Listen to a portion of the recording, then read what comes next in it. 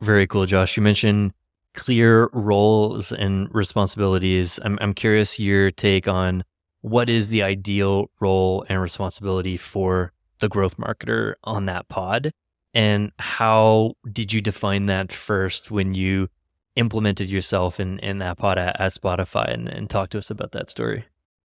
Yeah. So I think it will always come down to an assessment of what the team current layout is and like where they spike or and where they need more support.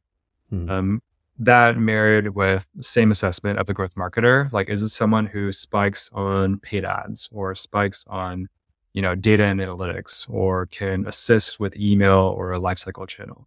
And does that pair well with the team that person is being paired with?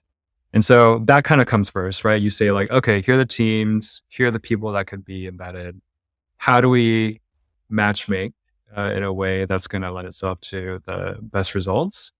And so for me, I would say that at that point, I would spiking high on data analytics, on lifecycle, email, engagement channels, and experiment design.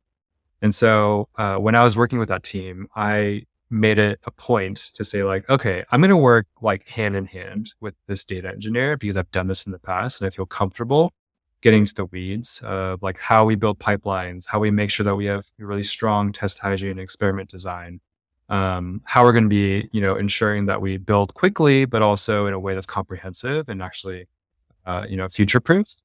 And that turned out to be the best setup. I was working super closely with this person, working in sprints. But then I could also put my sort of like email hat on and assist from that lens of saying, okay, I can test this really quickly. And then like I can like help you with the HTML, whatever it might be. So that while we do have clear swim lanes, we're also passing things off to each other in a way Mm. that makes it really efficient and in a way that sport versus an individual one.